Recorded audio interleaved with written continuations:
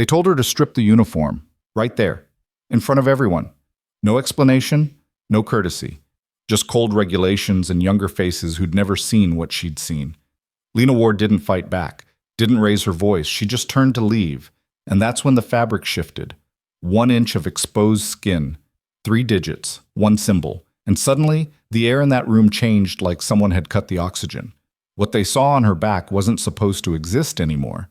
Some marks you earn in blood. Some secrets don't stay buried. Before we begin, if you stay with me until the end of this story, you'll understand why some respect can never be taken away. Hit that like button, drop a comment with your city so I can see how far this story travels, and let's dive in. The heat hit like a fist. Lena Ward stepped out of her truck into the kind of Arizona morning that made asphalt shimmer and steel too hot to touch. Redstone Training Base sprawled before her, a grid of low buildings, obstacle courses, and parade grounds baking under a sun that hadn't learned mercy. The air tasted like dust and diesel. In the distance, a cadence call rolled across the compound, voices young and sharp, still learning how to sound like they meant it. She'd been here before. Different name on the sign. Different wars in the rear view. But the smell was the same. Sweat, gun oil, and the particular anxiety of people trying to prove they belonged. Lena grabbed her duffel from the passenger seat. The bag was older than most of the recruits she could see through the fence. Canvas faded to gray, seams reinforced with paracord, patches from units that didn't exist in the official record. She slung it over one shoulder and started toward the main gate. The guard booth was manned by a specialist who looked about 22. Crew cut, regulation everything. Eyes that hadn't seen anything yet worth remembering. "Morning," Lena said. He glanced up from his clipboard. Took in her age, mid-40s, maybe older, the worn PT shorts, the military shirt with the name tape removed, just a faded rectangle where it used to be. His expression shifted into something between polite and dismissive. "Help you, ma'am?" Guest instructor, Ward, should be on the list for the Resilience Training Seminar. He scrolled through his tablet, frowned, scrolled again. "You got an ID?" She handed over her veteran's card. He studied it like he was looking for watermarks, then handed it back. "Says here you're approved for the seminar, but..." He hesitated. "You're not active duty anymore?" "Correct." "Okay." He made a note on his screen. "You'll need to check in at Building 7, Admin. They'll get you sorted with a visitor badge and orientation." "Appreciate it." He waved her through. The gate clanked open. Lena walked. Building 7 squatted near the center of the base like a bunker that had given up trying to look friendly. Concrete. Small windows. A flagpole out front with a flag that barely moved in the dead air. Inside, the temperature dropped 20 degrees into that specific chill of government air conditioning set to punish. The lobby smelled like burnt coffee and disinfectant. Fluorescent lights buzzed overhead, casting everything in a light that made people look sick even when they weren't. A few soldiers sat in plastic chairs along the wall, filling out forms, waiting for something. They glanced at her, cataloged her as irrelevant, went back to their phones. Lena approached the front desk. The woman behind it was a staff sergeant, mid-30s, hair pulled back tight, nameplate reading Ortiz. She had the look of someone who'd processed 1,000 people exactly like this, and would process 1,000 more before retirement. Name? Ward, Lena Ward, here for the seminar. Ortiz typed without looking up, clicked, frowned. "You're early." "I know." "Seminar doesn't start until 1400. "I know." Ortiz finally looked at her, really looked.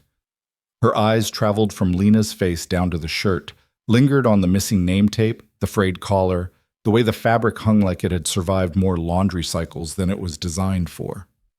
"That a military shirt?" "Yes." "You active?" "No." Ortiz's jaw tightened. "Then you can't wear it on base."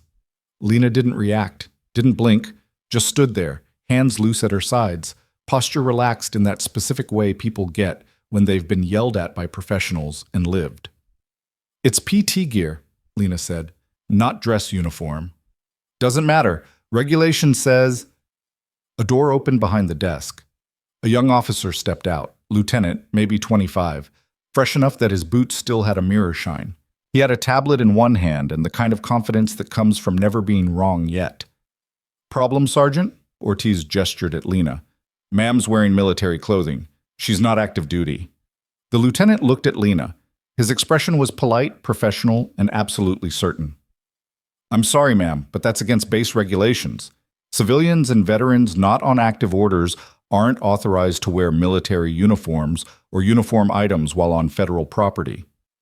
"It's workout clothes," Lena said quietly. "I understand." His tone was patient, like he was explaining something to a child. "But policy is policy. We have to maintain standards. I'm sure you understand." Lena held his gaze. Didn't argue. Didn't explain. Just waited. The lieutenant glanced at Ortiz, then back to Lena. "We can provide you with a generic athletic shirt if you don't have civilian clothes, or you can return to your vehicle and change. But you can't proceed onto the base dressed like that." Silence. The air conditioning hummed. Someone coughed in the waiting area. A phone rang somewhere deeper in the building. Lena reached down, lifted her duffel. "I'll go change." "Thank you for understanding," the lieutenant said. He smiled, friendly, relieved, already moving on to the next problem. Lena turned toward the exit, and that's when it happened. She bent forward slightly, adjusting the duffel strap on her shoulder. The motion pulled the back of her shirt up, just an inch, maybe two. Just enough. Ortiz saw it first. Her eyes went wide. Not shocked, frozen, like she'd just seen something that shouldn't exist. Her hand stopped mid-reach for a stack of papers. Her breath caught audible enough that the lieutenant glanced at her. "Sergeant?" Ortiz didn't respond. She was staring at Lena's back. 3 numbers. Black ink. Faded but clear. 273. And beneath them, small but unmistakable, a symbol. Crosshairs over a knife. The kind of marking that didn't come from a tattoo parlor. The kind you earned in a place where earning things meant other people didn't come home. The lieutenant hadn't seen it. He was already turning back to his office, already dismissing the interaction from his mind. But Ortiz had seen it, and she knew exactly what it meant. Lena walked out of Building 7 into the hammer of midday heat. She didn't look back, didn't check to see if anyone was watching, just moved with the steady, economical pace of someone who'd walked a lot of miles under a lot of weight. She found a bench near the PT field, sat down, pulled a water bottle from her bag and drank slowly, watching recruits run drills in the distance. They moved in formation, boots hitting concrete in rough unison, voices calling out counts that didn't quite sync yet. An instructor paced alongside them, barking corrections. It was familiar, painfully familiar. Lena closed her eyes and let the sun press against her face. Behind her, inside Building 7, Staff Sergeant Ortiz was still standing at her desk, frozen. The lieutenant had gone back into his office. The lobby had returned to its normal rhythm, but Ortiz's hand was shaking as she reached for her phone. She pulled up a number she hadn't called in 3 years. Hesitated, then dialed. It rang twice. "Ortiz." The voice on the other end was rough, older, weighted with the kind of exhaustion that doesn't come from lack of sleep. "This line's been dead for a while. What's wrong?" "Sergeant Major," Ortiz's voice was barely above a whisper. "I need you to check something. Classification level. Higher than I'm cleared for." A pause. "Go ahead." "Code 273, tactical mark, female operator, mid-40s, name Ward." The silence on the other end stretched so long Ortiz thought the call had dropped. "You sure?" the voice finally said. "I saw it. The ink, the placement, the symbol underneath." Another pause. Longer this time. "Where is she now?" "On base. Guest instructor. Resilience seminar." "Jesus Christ." The voice turned sharp. "Don't let her leave. Don't approach her. Don't do anything. I'm making a call." The line went dead. Ortiz lowered the phone. Her hand was still shaking. Across the desk, a corporal was waiting for her signature on a leave form. He cleared his throat. "Sergeant, you okay?" Ortiz blinked, focused, signed the form without reading it. "Fine. Next." Lena finished her water, stood, walked toward the obstacle course. She didn't run anymore, not like she used to. The knees didn't cooperate the way they had at 25. But she could still move, still cover ground, still remember what it felt like when movement meant survival. She stopped at the edge of the course and watched a group of recruits tackle the rope climb. Most of them struggled. A few made it look easy. One kid, couldn't have been more than 19, kept slipping halfway up, dropping back to the sand, trying again. His face was red. His hands were bleeding. But he kept climbing. "Lock your feet," Lena said quietly. The kid looked over, startled. "Ma'am?" "Your feet. You're relying on your arms. Lock your boots around the rope and push with your legs. Upper body's just for balance." He stared at her for a second, then tried again. This time, his boots clamped the rope. He pushed, rose, pushed again, kept rising. He made it to the top. When he dropped back down, he was grinning despite the blood on his palms. "Thank you, ma'am." Lena nodded, turned to walk away. "Hey." The kid hesitated. "You serve?" She looked back at him, young face, eager eyes, the kind of person who still thought the right question would unlock the right answer. "Yeah," she said. "What unit?" Lena smiled faintly. "One that doesn't exist anymore." She walked away before he could ask anything else. Shot. Inside the operations building, 300 yards from where Lena stood, a phone was ringing in an office that wasn't supposed to receive calls from outside the base. Colonel Marcus Hale picked up on the second ring.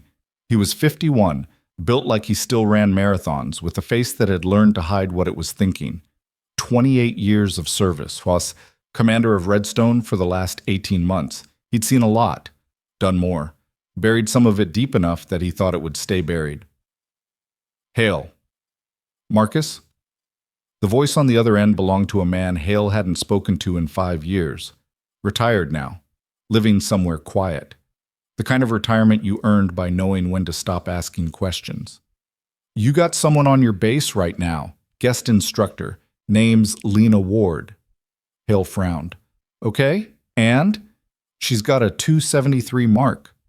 The room got quieter. Hale's hand tightened on the phone. "You're sure?" Ortiz saw it. "She wouldn't call me unless she was sure." Hale leaned back in his chair, stared at the ceiling, let the weight of that number settle in his chest like a stone. 273. He knew what it meant. Not all of it. Some things stayed classified even after you made colonel. But enough.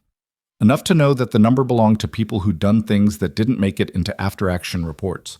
People who'd held ground when the ground wasn't supposed to be holdable. People who'd bought time with blood. "What's she doing here?" Hale asked. "Teaching. Resilience seminar." "And someone told her to take off her uniform?" "Yeah." Hale closed his eyes. "Christ. You need to see her, Marcus." "I know. I mean, now." Hale stood, grabbed his cover from the desk. "Where is she?" "Last I heard, PT field." "I'm on my way."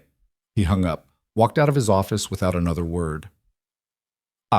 Lena was sitting on the bleachers when she saw him coming. She didn't know who he was yet, just another officer crossing the field with purpose. But she knew the walk, knew the way people moved when they were about to deliver news that couldn't wait. He stopped 10 feet away, didn't salute, didn't speak, just looked at her. Lena met his eyes, waited. Colonel Hale took a breath, let it out slow. "That marking on your back," he said quietly. "Where did you earn it?" The world got very still. Lena didn't answer right away.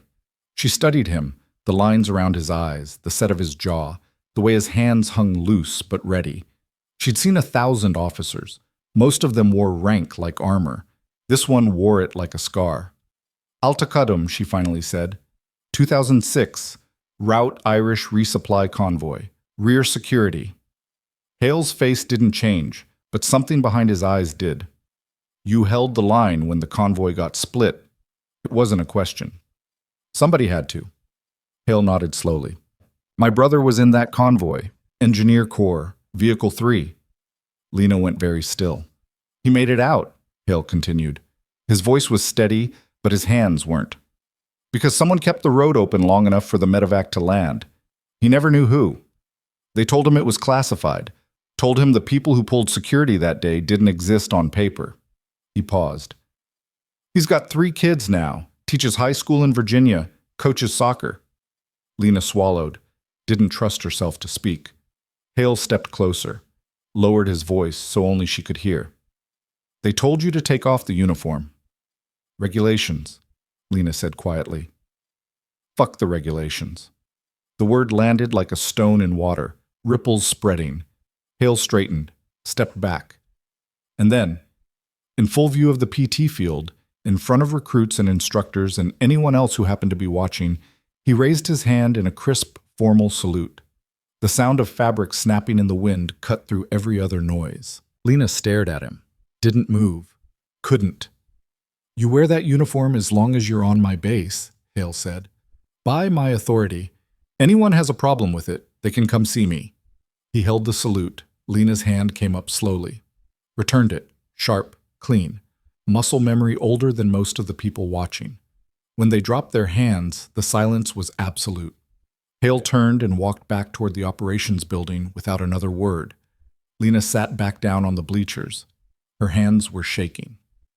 Inside Building 7, the temperature had dropped another 5 degrees. Staff Sergeant Ortiz stood behind her desk, staring at nothing. The lieutenant who'd enforced the uniform policy was in his office, door closed, very carefully not making eye contact with anyone. The news had already spread.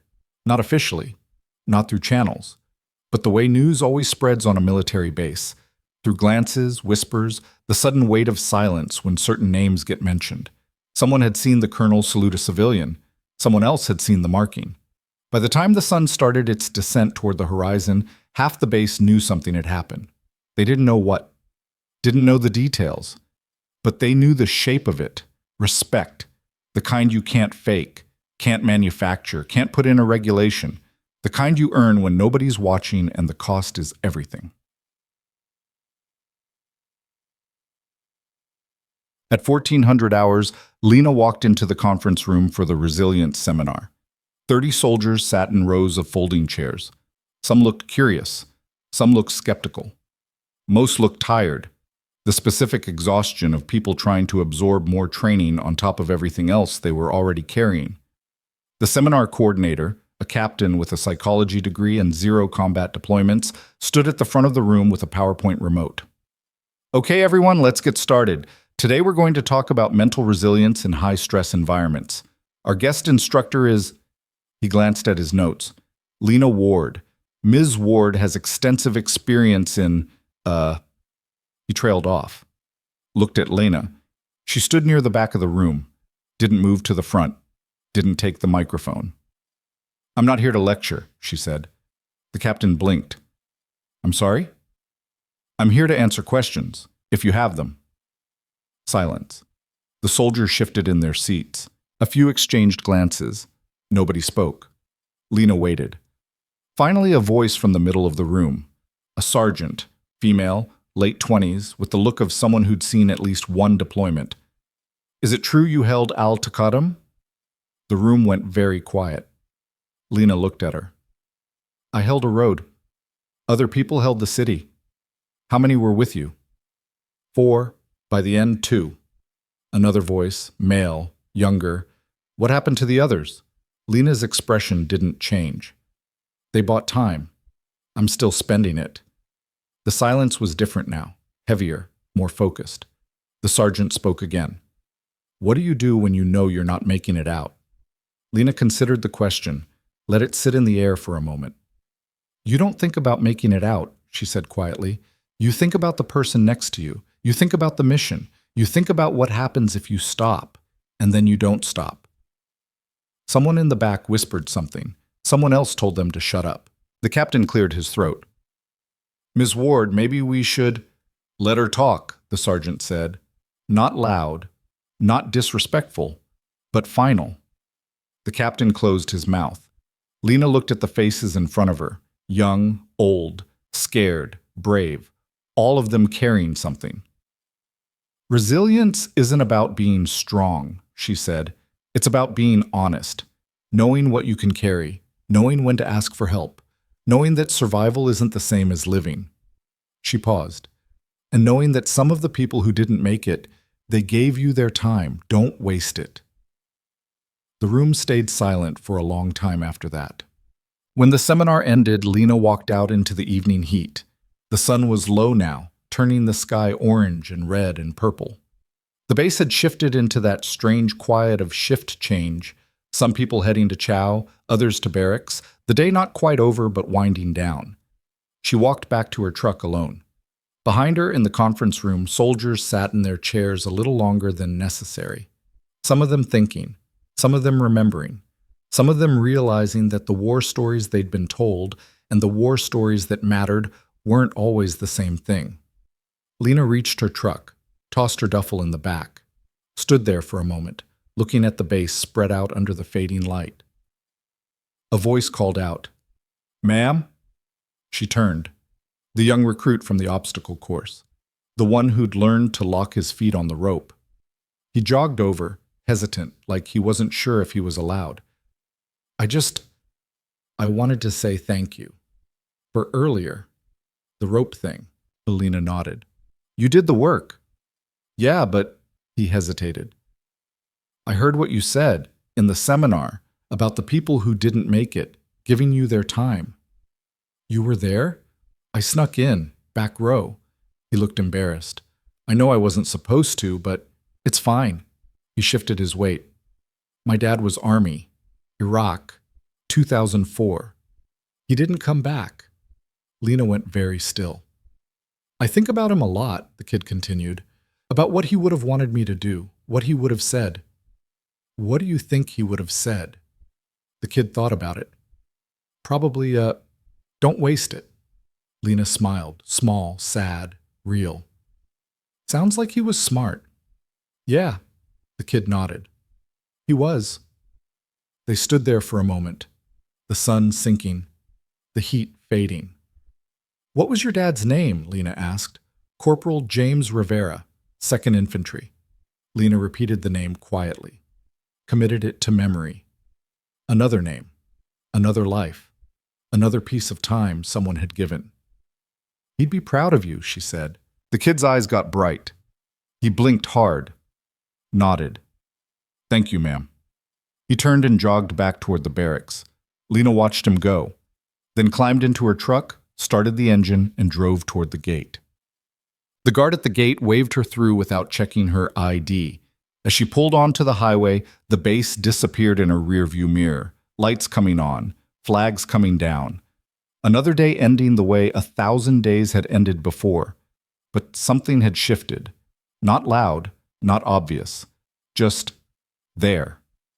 Inside Building 7, Staff Sergeant Ortiz sat at her desk, staring at a form she'd filled out wrong and would have to redo. Her hands had finally stopped shaking. In his office, the lieutenant who'd enforced the uniform policy was writing a memo he would delete 3 times before finally sending. A request for clarification on veteran protocols. Better late than never. In the barracks, soldiers talked, quietly, carefully, about what it meant to earn something, about what it cost. And in his quarters, Colonel Marcus Hale sat at his desk with a phone in his hand, looking at a contact he hadn't called in months. His brother, the one who coached soccer, the one who'd made it home. He pressed dial. It rang 3 times. "Marcus? That you?" "Yeah." Hale's voice was rough. "Yeah, it's me. Everything okay?" Hale closed his eyes. "I met someone today. Someone who... I think she's the reason you're alive." Silence on the other end. Then quietly, "What's her name?" "Lena Ward." "Jesus, how do I don't know," Hale said. "I don't know if you can. I don't know if she wants that. But I needed you to know. I needed to tell you." His brother's voice cracked. "Thank you." They sat on the line for a long time, not talking, just breathing, just being 2 brothers who'd both survived things they shouldn't have, in different ways, for different reasons. Finally, Hale spoke again. "Tell the kids I love them. I will. And tell them some people give everything, and we owe them everything back. I will." The call ended. Hale sat in the dark for a while, then stood, walked to his window, looked out at the base, his responsibility, his command. Tomorrow, things would be different, Not in policy, not in regulation, but in understanding, in respect. Lena drove through the night, radio off, windows down, desert air streaming through the cab. She thought about the kid at the rope, about his father, about all the fathers and mothers and brothers and sisters who'd given their time so others could have more. She thought about the convoy, about the road, about the sound of gunfire and the smell of burning fuel and the weight of knowing that if you moved, people died. She thought about the colonel's salute, about what it meant, about what it didn't. Somewhere ahead, the highway stretched into darkness. Behind her, the base faded into memory. She drove, and the night pressed close, and the road kept going, and somewhere, in the space between what was said and what was understood, the real story had just begun. The motel was the kind of place people paid for in cash and didn't ask questions. Single story, peeling paint, neon sign that buzzed like a dying insect. Lena pulled into the gravel lot just after midnight, killed the engine, and sat in the dark for a moment listening to the tick of cooling metal. Through the window of the office, she could see a clerk behind bulletproof glass, face lit blue by a television. She grabbed her duffel and walked inside. The transaction took less than a minute. Cash. No ID requested.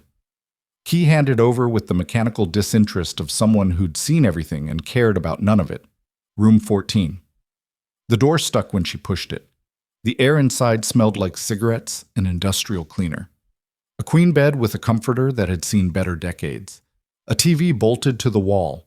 A bathroom with a shower curtain that hadn't been white in years. Lena dropped her bag on the bed, pulled the curtains closed, sat down and stared at the wall. Her phone buzzed. She pulled it out. Unknown number. Arizona area code. She answered without speaking. Ms. Ward? A woman's voice. Professional. Careful. This is Captain Sarah Chen from Redstone Psychological Services. I apologize for calling so late. Colonel Hale asked me to reach out. Lena said nothing. Chen continued. Your seminar today. There's been some feedback, very positive. Several soldiers have requested follow-up sessions. The colonel wanted to know if you'd be willing to extend your time on base, perhaps run additional workshops over the next few weeks. I'm scheduled to leave tomorrow. I understand, but if there's any flexibility, there isn't. A pause. Chen's voice shifted slightly, less professional, more human. Ms. Ward, I read some of the evaluations from today. One soldier wrote that you were the first person who made resilience sound like something real instead of something from a PowerPoint. Another said you were the first instructor who didn't treat trauma like a checklist. Lena closed her eyes. I can't stay, she said quietly. May I ask why? Personal reasons. Chen was quiet for a moment. When she spoke again, her voice was softer. Whatever those reasons are, I hope they're worth it. What you did today mattered. Captain, I won't push. I just wanted you to know. People listen to you. That doesn't happen often. The line went dead. Lena set the phone on the nightstand, stared at it for a long time, then stood, walked to the bathroom, and turned on the shower. The water ran cold for 3 minutes before it found heat. She stepped under it and let it burn. Morning came hard and bright. Lena woke at 5:30 out of habit. The room was dim, curtains still drawn, the world outside just starting to stir. She dressed in the same PT gear from yesterday, laced her boots, and walked outside into air that already tasted like heat. The motel parking lot was empty except for 2 trucks and a sedan with Nevada plates. Somewhere in the distance, a dog barked. Traffic hummed on the interstate. She ran. No destination, no route, just movement. Boots on asphalt, breath steady, mind quiet in the way it only got when the body took over. She passed strip malls and abandoned gas stations, residential streets where sprinklers hissed in the pre-dawn dark, industrial lots where semi-trucks idled behind chain-link fences. By the time she circled back to the motel, the sun was up and her shirt was soaked through. She showered, packed, checked out, then drove back to Redstone. The guard at the gate recognized her truck, waved her through without stopping. Lena parked in the visitor lot and walked toward Building 7. The morning was already filling with activity. Formations assembling, vehicles moving, the organized chaos of a military base transitioning from sleep to work. Inside the building, the temperature was arctic as always. Staff Sergeant Ortiz was behind the desk, typing something with the focused intensity of someone trying not to think about other things. She looked up when Lena approached. Their eyes met. Ortiz's hands stopped moving. "Ms. Ward." "Sergeant?" A beat of silence. Then Ortiz stood, walked around the desk, and stopped 3 feet away. Her posture was rigid, formal, but her eyes were different than yesterday, less guarded, more uncertain. "I owe you an apology," Ortiz said. Lena shook her head. "You were following regulations. I should have looked deeper, should have asked more questions before—" She stopped herself. "It won't happen again." "It's fine." "It's not." Ortiz glanced at the hallway behind her, then lowered her voice. "The people I called yesterday, the ones I contacted after I saw your mark, they told me things I didn't know, things I shouldn't know now. And I realized how close I came to—" She didn't finish. Lena waited. Ortiz straightened. "The colonel wants to see you. He asked me to send you to his office when you arrived." "I'm not staying." "He knows. He still wants to see you." Lena hesitated, then nodded. Ortiz gave her directions. "Building 3, second floor, east wing." She watched Lena walk away with an expression that looked like regret trying to become respect. Colonel Hale's office was smaller than Lena expected. No mahogany desk, no wall of commendations, just a functional workspace with a computer, filing cabinets, a small conference table, and a window that looked out over the parade ground. Hale stood when she entered, gestured to a chair. "Coffee?" "I'm fine." He poured himself a cup anyway, sat down across from her, studied her face with the careful attention of someone trying to read a language they'd almost forgotten. "You're leaving today," he said. "Yes, sir."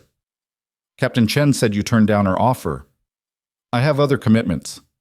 Hale took a sip of coffee, set the cup down carefully. "I spoke with my brother last night, told him about you. He wants to meet you. Thank you. If you're willing." Lena's expression didn't change. "That's not necessary." "Maybe not, but he needs it. He's carried something for 18 years, wondering who pulled him out, who stayed behind so he could go forward." Hale's voice stayed level, but his hands tightened around the cup. "I need it too. I need to know that someone remembers what happened on that road. That it wasn't just erased from the record." "It's not erased," Lena said quietly. "It's classified." "Same thing." "No, sir, it's not." Hale looked at her for a long moment, then leaned back in his chair. "I pulled your file yesterday, or tried to. Most of it's redacted. What I could read, it doesn't make sense. You were assigned to units that don't exist, deployments that have no documentation, 3 separate commendations with the citations blacked out." He paused. "And a medical discharge in 2007 for injuries sustained in an incident that officially never happened." Lena said nothing. "Who were you working for?" Hale asked. "People who needed roads held." "That's not an answer." "It's the only one I have." Hale set his coffee down, folded his hands on the desk. "I'm not trying to violate your operational security. I'm trying to understand why someone with your record is teaching resilience seminars at training bases instead of—" He stopped himself. "Instead of whatever you should be doing." "This is what I should be doing." "Why?" Lena met his eyes. "Because the people who didn't make it out, they didn't give me their time so I could sit in a room and let it rot." The room went very quiet. Hale nodded slowly. "Fair enough." He stood, walked to the window, looked out at the parade ground where young soldiers were assembling for morning formation. "I have a favor to ask," he said without turning around. "Sir?" "Stay for one more day, not for a seminar, for something else." Lena waited. Hale turned back to face her. "We have a problem, a specialist in my command. 23 years old, 2 deployments, good soldier. But he's been flagged by mental health, depression, anxiety, the kind of spiral that ends badly if we don't intervene. There are professionals for that. He won't talk to them. Won't talk to chaplains. Won't talk to his chain of command. Hale's jaw tightened. Yesterday, after your seminar, he put in a request, asked if he could meet with you. One-on-one. I'm not a therapist. I know, but he thinks you'll understand. He thinks you've been where he is. Lena was quiet for a moment. Then, have I? Hale's expression softened. I don't know, but I know that 19 years ago, someone held a road when it should have collapsed. Someone stayed when leaving was the only rational choice, and I think that kind of person understands things most people don't. He pulled a folder from his desk, handed it to her. His name is Specialist Marcus Webb, infantry, stationed here for the last 6 months. He's on administrative leave pending psych evaluation. If he doesn't clear it, he's out. And if he's out... Hale didn't finish. Lena opened the folder. Inside was a service photo. A young face, dark eyes. The kind of expression that tried to look confident and almost succeeded. Where is he? She asked. He'll be at the gym, building 12. He goes there every morning at 800. Runs on the treadmill for exactly 45 minutes. Same speed, same distance, every day. Lena closed the folder. What am I supposed to say to him? I don't know, but I think you'll figure it out. Building 12 was a converted hangar that smelled like rubber and sweat and the specific desperation of people trying to outrun something that wouldn't stay behind. Rows of equipment, weight racks, cardio machines lined up like soldiers.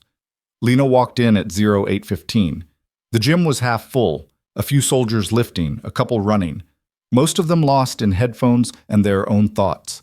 She found Webb on the third treadmill from the left, running, steady pace, eyes forward, face blank. She stepped onto the machine next to him, started walking. He glanced over, did a double take. His pace stuttered. Ms. Ward? Specialist. He slowed the treadmill to a walk, pulled out his earbuds. I didn't think you'd... I put in the request, but I didn't think they'd actually... They did? Webb wiped sweat from his face. I don't really know what to say. Then don't say anything. They walked in silence. The machines hummed. Somewhere behind them, weights clanked. After a minute, Webb spoke. I was at your seminar yesterday, in the back. I remember. You said something about the people who didn't make it, about not wasting their time. Lena didn't respond. I think about that a lot, Webb continued. His voice was quiet, strained, about the people who didn't make it, about why I did. You feel guilty. It wasn't a question. Webb's hands tightened on the treadmill rails. We were on patrol, Helmand Province, 2023. Standard sweep, nothing special, and then everything went wrong. Lena waited. IED, homemade, buried under a pile of trash. Our lead vehicle hit it. 3 guys, my friends. One of them was my roommate from Basic. He used to talk about opening a restaurant. He had the whole menu planned out. Webb's voice cracked. I was in the second vehicle, 20 feet back, far enough that I didn't get touched, close enough that I saw everything. He stopped walking. The treadmill forced him to step off. He stood there, staring at nothing. They died, he said. And I didn't. And I don't know what I'm supposed to do with that. Lena stepped off her treadmill, turned to face him. What do you want to do? She asked. Webb looked at her. I don't know. I don't know anymore. I used to think I wanted to stay in, make rank, do something that mattered. But now I just feel tired. All the time. Like I'm carrying something I can't put down. You are? What? You're carrying their weight, their time, their futures. Lena's voice was calm, factual. That's what survival is. You don't get to be lighter, you get to be heavier, and you have to decide if you're going to carry it or let it bury you. Webb stared at her. How do you carry it? Carefully, one day at a time, and you don't do it alone. I don't know how to ask for help. Yes, you do. You just did. Silence. Webb's eyes got bright. He blinked hard, looked away. I keep thinking, he said quietly, that if I just work hard enough, run fast enough, do everything right, maybe it'll stop hurting. It won't. Then what's the point? Lena stepped closer. The point is that pain means you're still here, still feeling, still human. The people you lost, They don't get that anymore. You do. And what you do with it is how you honor them. Webb's breath hitched. Your friend with the restaurant, Lena said. What kind of food? Italian. He was obsessed with his grandmother's recipes. He used to talk about making fresh pasta, about having a place where people felt like family. Then eat Italian food. Learn to make pasta. When you get out of here, find a restaurant that feels like family and eat there. Think about him. Say his name out loud. That's it? That's everything. Webb looked at her for a long time, then nodded, slowly, like he was trying to believe it. Thank you, he said. Lena turned to leave. Wait. Webb's voice stopped her. Can I ask you something? She looked back. Do you still carry them, the people you lost? Lena's expression didn't change, but something in her eyes did. Every day, she said. She walked out of the gym without looking back. Outside Building 12, the Arizona sun had climbed high enough to turn shadows into hard lines. Lena stood in the shade of the building's overhang, breathing the superheated air, watching a formation of recruits march past in synchronized steps that still hadn't found their rhythm. Her phone buzzed. She pulled it out. Colonel Hale. Ward? Where are you? His voice was tight, controlled, the kind of control that came right before things stopped being controlled. Just left the gym. I need you at the operations center, now. Sir, I'm not... Now, Ms. Ward. The line went dead. Lena stared at the phone for 2 seconds, then started walking. The operations center was a hardened building near the center of the base. Reinforced concrete, small windows, the kind of place designed to keep working when everything else stopped. 2 MPs stood at the entrance. They stepped aside when they saw her coming, which meant someone had already told them to let her through. Inside, the temperature dropped and the noise level rose. Multiple rooms, multiple screens, radio chatter bleeding through open doors. The organized chaos of people managing information that moved faster than decisions.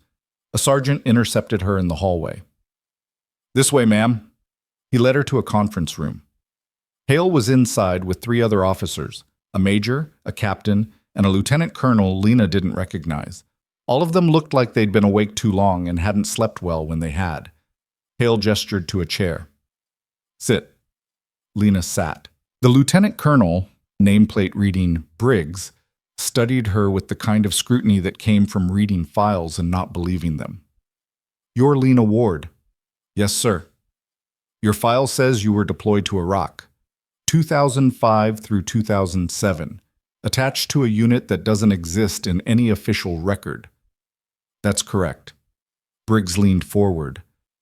It also says you were trained in high-risk personnel recovery, hostage negotiation, combat tracking, close quarters battle. Is that accurate? It was a long time ago. That's not what I asked. Lena met his eyes. Yes, sir. That's accurate. Hale stood, walked to a monitor on the wall and powered it on. A map appeared, satellite view of terrain about 40 miles northeast of the base. Desert, mountains, nothing. We have a situation, Hale said. 2 soldiers went missing during a training exercise at 0600 this morning. They were part of a land navigation course. Solo. Standard protocol. They were supposed to check in every hour. He tapped the screen. A red circle appeared. Private First Class Amy Reeves checked in at 0700. Nothing since. Private Marcus Chen checked in at 0715. Also nothing since. What's the terrain? Lena asked. The major spoke up. High desert, rocky, lots of arroyos and box canyons. Easy to get turned around, easy to get hurt. Weather? Clear, hot, no precipitation forecast. Equipment? Standard training load, water, compass, map, radio. And the radios aren't working? Hale's jaw tightened. We're getting intermittent signals, broken transmissions, can't establish two-way communication. Lena looked at the map. How many people do you have searching? 12. 3 teams of 4. Been out there since 0900. And? Nothing. The terrain's eating them alive. We've got helicopters, but the canyons are too narrow for effective visual search. We've got drones, but the heat signature's washing out everything. Briggs cut in. We're looking at a potential PR nightmare. 2 soldiers lost on a training base. If we don't find them soon, we'll find them, Hale said. When? Hale didn't answer. Lena stood, walked to the map, studied it for 30 seconds of silence. What was their last known position? She asked. Hale zoomed in. A smaller circle appeared. Here. Grid coordinates November 7423. Lena traced her finger across the screen. Terrain features? 2 ridge lines, a dry wash, some rock formations. Water sources? None active, but there's an old cistern about half a click west, marked on the military maps, but not the training ones. Lena's fingers stopped moving. Show me the search grid your teams are using. The captain pulled up another overlay. 3 colored zones, each one being methodically swept. Lena studied it, then shook her head. They're not there. How do you know, Briggs asked. Because your teams are searching where people should be, not where scared people go. Explain. Lena pointed at the map. You've got 2 privates, young, inexperienced. They get separated from the course. They panic. The sun's coming up. It's getting hot. What do? Try to find their way back, the major said. No, they try to find shade. They try to find water. They try to find high ground to get a signal. She traced a line northeast. They go here. This canyon system. It looks like shelter. Looks like it might have water. And if they climb, they think they can see the base. That's outside the training area, Briggs said. I know. We told them to stay in bounds. And when you're lost and scared, you follow instinct, not instructions. Hale looked at the map. If they're in that canyon system, your teams won't find them, Lena finished. Too much ground, too many branches. You need someone who knows how people move when they're trying to survive. Briggs crossed his arms. And you think that's you. Lena looked at him. I think I've tracked people through worse terrain with less information. And I think if you wait for your teams to methodically sweep every grid square, you're going to find them too late. Silence. Hale and Briggs exchanged a look. She's a civilian, Briggs said. She's qualified. That was 20 years ago. Some skills don't expire. Briggs turned to Lena. If something happens to you out there, nothing will happen to me. You can't guarantee that. No, sir. But I can guarantee that 2 kids are out there running out of water in 110-degree heat, and every hour you spend debating qualifications is an hour they don't have. The room went quiet. Hale looked at his watch, looked at the map, looked at Lena. You'll take a radio. You'll check in every 30 minutes. You'll have extraction coordinates. And if I tell you to abort, you abort. Clear? Clear. Major Grant will get you equipped. You leave in 15 minutes. Briggs stood. Colonel, I need to register my objection to noted. Hale's voice cut like steel. But this is my base and my call. We've got 2 soldiers in trouble. I'm using every resource I have. He turned to Lena. Go. 15 minutes later, Lena was in the back of a Humvee heading northeast into terrain that looked like the surface of a dead planet. The driver was a corporal who drove fast and didn't talk. The major sat in the passenger seat watching the GPS. Lena wore borrowed gear, tactical pants, a moisture-wicking shirt, boots that almost fit, a hydration pack, a radio clipped to her belt, a topographic map in a waterproof case, and a small medical kit because someone with a brain had realized that if she found them, they might need more than directions. The corporal dropped her at a trailhead that wasn't really a trail, just a gap between rocks where vehicles couldn't go and people could. You sure about this, ma'am? He asked. No. He almost smiled. Radio check every 30. We'll be monitoring. Copy. She stepped out. The Humvee turned around and disappeared in a cloud of dust. And then it was just Lena and the desert and the sun climbing toward its apex. She looked at the map, oriented herself, started walking. The terrain was brutal, not because it was steep, though some of it was, but because it was deceptive. What looked like solid ground turned into loose scree. What looked like a path turned into a dead end. What looked like 100 yards turned into half a mile. Lena moved carefully, watching the ground, reading the rock, looking for signs. 30 minutes in, she keyed her radio. Base, this is Ward, radio check. Static. Then, copy Ward. Sit rep? Moving northeast, no contact. Grid November 7518. Roger, continue. She kept moving. The sun was a physical presence now, weight on her shoulders, pressure on her skull, the kind of heat that made thinking slow and mistakes easy. She stopped in the shade of a boulder, drank water, studied the terrain ahead. A canyon opened up to the north, narrow, deep. The walls were striated sandstone, bands of red and orange and brown carved by water that hadn't flowed in decades. At the entrance, the sand was disturbed. Lena knelt, looked closer. Boot prints, 2 sets, military issue, recent enough that the edges hadn't collapsed yet. She keyed the radio. Base, I've got tracks, 2 individuals heading into canyon system at grid November 7543. Copy. Are you able to determine how long ago? Within the last 6 hours, maybe less. Proceed with caution. Check in again in 30. Lena stood, looked into the canyon. The walls were close enough to touch on both sides. The floor was sand and rock. The sky was a narrow ribbon of blue overhead. She started walking. 50 yards in, the canyon branched. Left or right, no tracks visible on the rock. Lena stopped, listened. Wind moving through the canyon made a sound like breathing. Somewhere, a bird called. Nothing else. She looked at both paths. The left one sloped downward. The right one climbed. She went right. 20 yards up, she found a piece of fabric snagged on a rock. Tan. Uniform material. Fresh tear. Base, still moving, found evidence of passage, continuing northeast. Copy. The canyon climbed, narrowed, became more technical, places where she had to use her hands, places where a wrong step meant a fall. And then she heard it, faint, distant, but unmistakable. A voice. She stopped, listened. There, again, calling for help. Lena moved faster. The canyon turned sharply left and opened into a bowl-shaped depression surrounded by walls too steep to climb. In the center, 2 figures sat in the shadow of an overhang. Private Amy Reeves, Private Marcus Chen. Reeves saw her first. Her eyes went wide. Oh, her voice broke. Thank God. Thank God.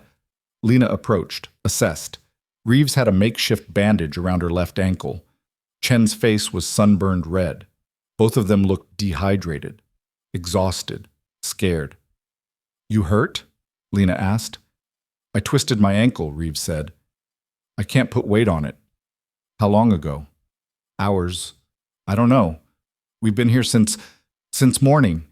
Chen spoke up. His voice was hoarse. We tried to find our way back. We thought we could climb out, but we got stuck. And then Amy fell and... He stopped. Are you with the search teams? Yes. Is there a helicopter coming? Not yet. We're going to have to walk out. Reeves's face fell. I can't walk. Then we'll figure something else out. Lena knelt, examined the ankle, swollen, probably sprained, maybe worse. She pulled out the radio. Base, this is Ward. I've got them. Both alive. One injured. Grid November 7579. Going to need assistance for extraction. Static crackled. Then Hale's voice. Copy. What's the injury? Sprained ankle, possibly fractured. She can't walk. Can you carry her? Lena looked at the terrain, looked at Reeves, looked at the distance back to the trailhead. Negative. Terrain's too technical. A pause. Stand by. The radio went quiet. Chen leaned forward. Who are you? Someone who knows how to find people. You're not military. Not anymore. Reeves was crying quietly. I'm sorry. I'm so sorry. I got us lost, and then I fell, and... Stop. Lena's voice was calm, firm. You did what you could. You found shelter. You stayed together. That's what keeps you alive. She pulled out her hydration pack, handed it to Chen. Drink? Slow. Not too much at once. He drank. Handed it to Reeves. She drank too. The radio crackled. Ward, this is Hale. We're scrambling a medevac helicopter. ETA 45 minutes, but we need an LZ. Can you get to higher ground? Lena looked around. The bowl was surrounded by walls. No way out except the way she'd come in. And that route was too narrow, too technical for Reeves. Negative. We're boxed in. Then we need you to mark your position. We'll attempt a hoist extraction. Copy. She looked at Chen. Do you have anything reflective? Mirror? Metal? Anything that catches light? He pulled out a compass. The face was polished steel. That'll work. The radio crackled again. Different voice, the major from the operations center. Ward, be advised. Weather's changing. We're seeing a storm cell developing northwest of your position. ETA 90 minutes. Lena looked up. The sky was still blue. Still clear. Copy, she said, but her chest tightened. 30 minutes crawled by. Chen and Reeves sat in the shade, sipping water, not talking much. Lena stood at the edge of the bowl, watching the sky, listening to the wind. The air was changing, subtly, a pressure shift, a smell like rain that hadn't fallen yet. Her radio crackled. Ward, this is Medevac. We're 10 minutes out. Do you have visual on our aircraft? Lena scanned the sky. Negative. Copy. We're coming in from the southwest. Start signaling when you hear our rotors. Roger. She walked back to Chen. Give me the compass. He handed it over. Lena climbed onto a rock at the edge of the bowl, held the compass up, waited. And then she heard it, distant, rhythmic, the thump of helicopter blades cutting air. She angled the compass. Caught the sun. Flashed it toward the sound. 3 short, 3 long, 3 short. SOS in Morse code. Muscle memory from training that felt like another lifetime. The sound got louder, closer. And then the helicopter appeared. A Black Hawk, flying low, rotors kicking up dust as it approached. Visual confirmed, the pilot's voice came through the radio. We see your signal. Preparing for hoist extraction. Clear the LZ. Lena jumped down. Chen, help me move Reeves into the open. Together they lifted her, carried her to the center of the bowl, set her down gently. The helicopter circled. A crew chief appeared in the open door working the hoist mechanism. The cable came down, slowly, swaying in the rotor wash. Lena grabbed it, hooked the rescue sling, fitted it around Reeves. Hold on, she said. Don't let go. Reeves nodded. Her face was pale, terrified. The cable lifted. Reeves rose into the air, spinning slightly, hands gripping the straps. The crew chief pulled her into the cabin. The cable came down again.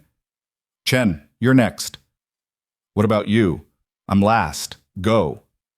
He didn't argue, grabbed the sling, fitted it, rose into the sky.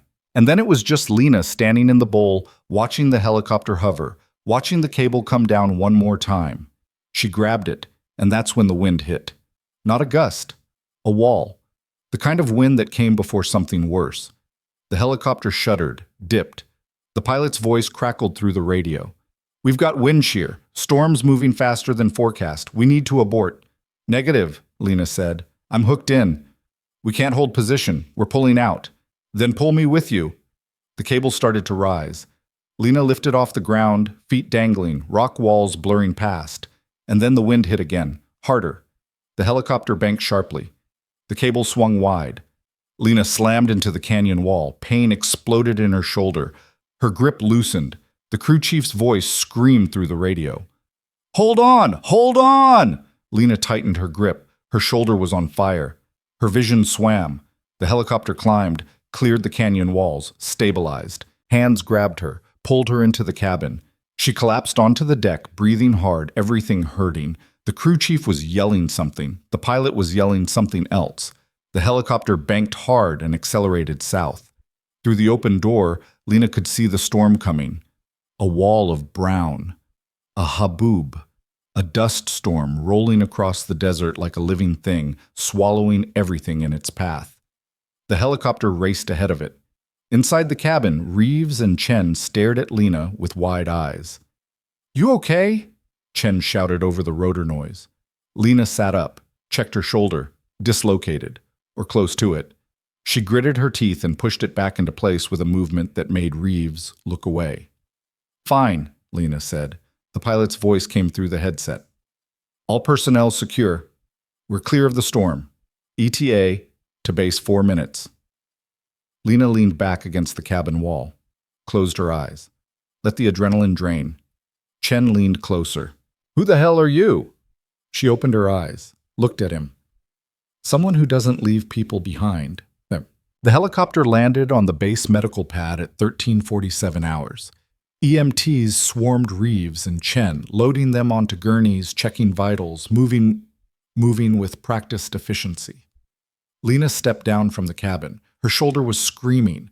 Her body was telling her to sit down and not move for several hours. She ignored it. Colonel Hale was waiting at the edge of the pad. He walked over as the helicopter's rotors began to spin down. You hurt? I'm fine. Your shoulder says otherwise. It'll heal. Hale studied her for a long moment, then nodded. Good work. They're alive. That's what matters. That's not all that matters. He gestured toward Building 3. Walk with me. They crossed the tarmac in silence. The storm they'd outrun was visible in the distance now, a brown wall advancing across the desert. It would hit the base in 20 minutes, maybe less.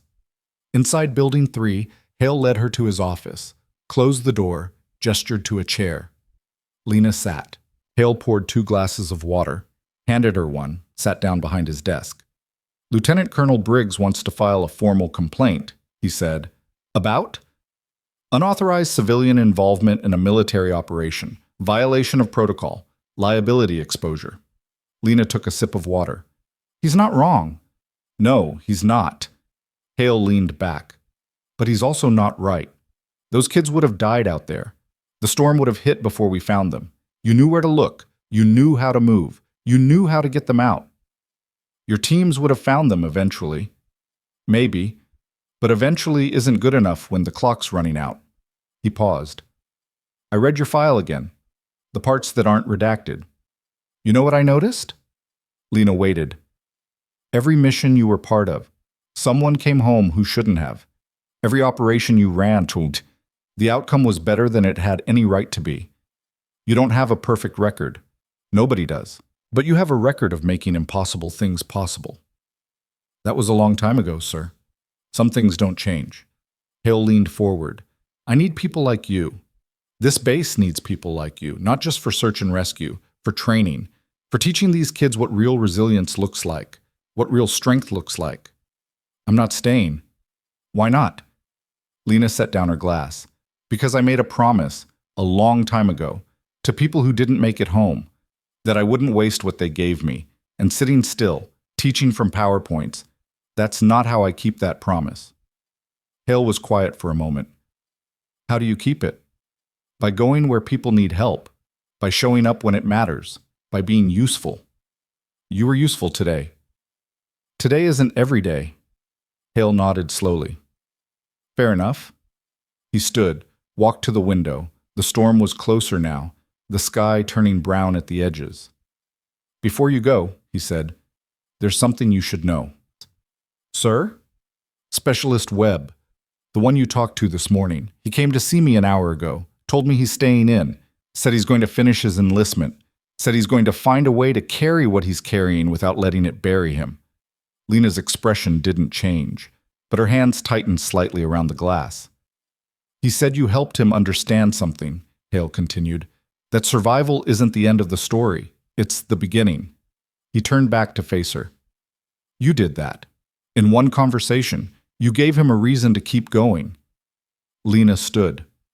That wasn't me, sir. That was him. I just reminded him he wasn't alone. Maybe. But reminders matter, especially to people who've forgotten. The wind outside was picking up, rattling the windows, the first fingers of the storm reaching the base. Hale extended his hand. Thank you, Miss Ward, for everything. Lena shook it. Take care of those kids. They've got potential. I will. She turned to leave. Lena. She stopped, looked back. Hale's expression was serious. If you ever change your mind, if you ever decide that staying in one place isn't wasting time, you've got a place here. Standing offer. Lena held his gaze for a moment, then nodded. I'll remember that. She walked out into the storm. The storm hit the base like a fist. Lena made it to her truck as the first wave of dust rolled over the parking lot, turning the world into shades of brown and gray. Visibility dropped to nothing. The wind screamed. Sand peppered the metal like small arms fire. She sat in the driver's seat with the engine off, watching the storm consume everything outside the windshield. The truck rocked on its suspension. Somewhere nearby, a door slammed repeatedly, metal on metal, rhythm without pattern. Her shoulder throbbed. She rolled it carefully, testing the range of motion. Limited, painful, but functional. She'd had worse. Her phone buzzed, a text from an unknown number. Medical is asking for you. Reeves and Chen want to thank you personally. Building 9. Lena stared at the message, then put the phone away. She wasn't here for thanks, but the storm wasn't going anywhere, and neither was she. Not yet. She stepped out into the wind. Building 9 was a low concrete structure that smelled like antiseptic and anxiety. Inside, fluorescent lights buzzed over linoleum floors polished to a shine that made everything feel clinical and cold. A medic at the front desk looked up when Lena walked in, face and clothes covered in dust. Help you? I'm here to see Private Reeves and Private Chen. The medic checked a clipboard. You family? No. Then I can't. A voice cut through from down the hall. Let her in. Captain Sarah Chen, the psychologist who'd called Lena the night before, stood in a doorway. She gestured for Lena to follow. Lena walked past the desk. The medic didn't argue. Chen led her to a treatment room where Reeves sat on an exam table, her ankle wrapped and elevated, an IV in her arm. Chen, Marcus Chen, the private, sat in a chair beside her, also on an IV, face cleaned up but still red from sun exposure. They both looked up when Lena entered. Reeves spoke first. You came. They said you wanted to see me. We did. Reeves's voice was unsteady. I needed to say thank you for finding us, for getting us out, for... Her voice broke. For not giving up. I didn't do anything you wouldn't have done. That's not true, Marcus Chen said quietly. We panicked. We made stupid decisions. We got lost because we didn't trust our training. You survived because you stayed together. That's good training. Reeves wiped her eyes. The doctor said if we'd been out there another hour, with the storm. She didn't finish. Lena stepped closer. But you weren't. You're here. You're safe. That's what matters. How did you know where to find us? Marcus asked. I looked where I would have gone if I was scared and running out of options. You've been lost before. It wasn't a question. Lena met his eyes. Everyone gets lost. The difference is whether you panic or whether you think. Captain Chen spoke from the doorway. The base commander wants to see you, Ms. Ward, when you're finished here. Lena nodded, turned back to Reeves and Marcus. Rest, hydrate, listen to the doctors. Will you be here tomorrow? Reeves asked. For the debrief? I don't know. I hope you are. Lena didn't respond, just gave a small nod and walked out.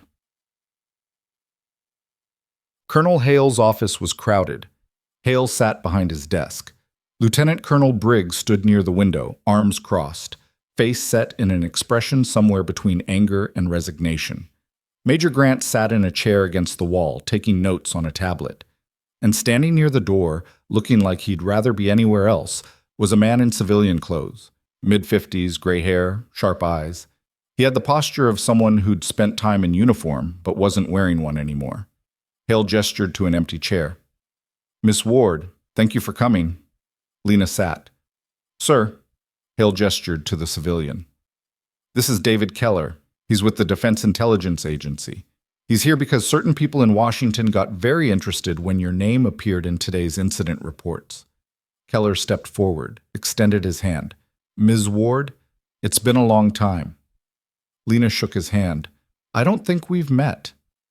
Not directly, but I've read your file, the whole file. Not the redacted version Colonel Hale has access to. Briggs shifted. Someone want to tell me what's going on? Keller looked at Hale. May I? Hale nodded. Keller turned to Briggs. Ms. Ward was part of a joint task force from 2005 to 2007. Officially, the task force didn't exist. Its mission was high-risk personnel recovery in denied areas. Hostage extraction, sensitive asset retrieval. The kind of operations that don't make it into congressional briefings. I know what black ops are, Briggs said coldly. Then you know that the people who run them are selected for very specific skill sets: tracking, combat, decision-making under extreme pressure. Keller paused. Ms. Ward ran 17 missions, 16 successful recoveries, 1 failure. The room went quiet. The failure was Al Taqaddum, Keller continued. January 2006.